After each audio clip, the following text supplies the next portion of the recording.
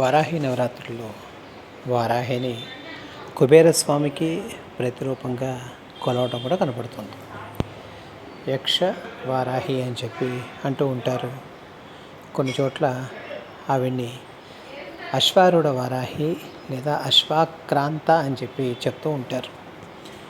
భూదేవిని ఉద్దేశించి చేసే సూక్తంలో అశ్వాక్రాంత, రథాక్రాంత, విష్ణుక్రాంత, వసుంధర అని చెప్పి చెప్పడం కనపడుతుంది.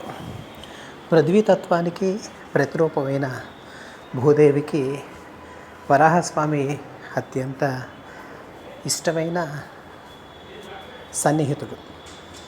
భర్త రూపంలో ఆయన భూదేవిని, అటు శ్రీదేవి అయిన మహాలక్ష్మికి ఇద్దరికీ కూడా సమాన ప్రతిపాదకతో న్యాయాన్ని చేసినవాడు.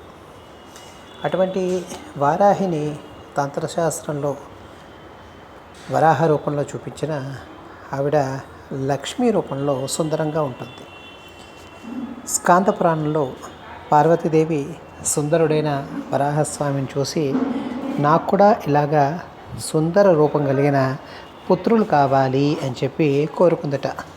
మొదట పుత్రుడు కావాలి అని చెప్పి మళ్ళీ ఒక కొడుకు కాదు కాబట్టి పుత్రులు అని చెప్పి ఇద్దరిని కావాలని కోరుకుందట.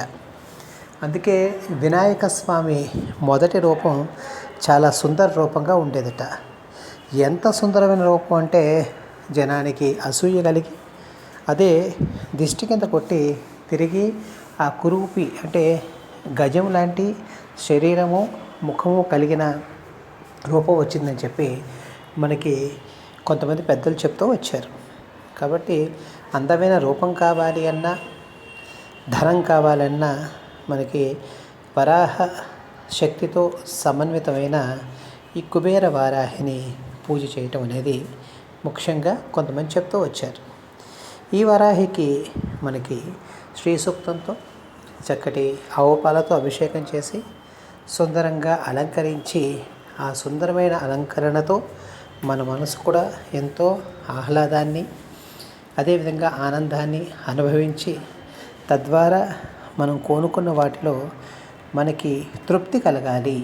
మనకి ఏది తిన్నా కూడా వంట పట్టాలి, ఏది కట్టినా కూడా మనకి వన్నె తేవాలి. అదేవిధంగా ఎలా ఉన్నా కూడా పరిస్థితులు ఎండైనా వానైనా మనం తట్టుకునే శక్తి ఉండాలి. శారీర దారుఢ్యం కలిగి ఉండాలి. వరాహస్వామి శక్తి అదే, వారాహి శక్తి కూడా అదే.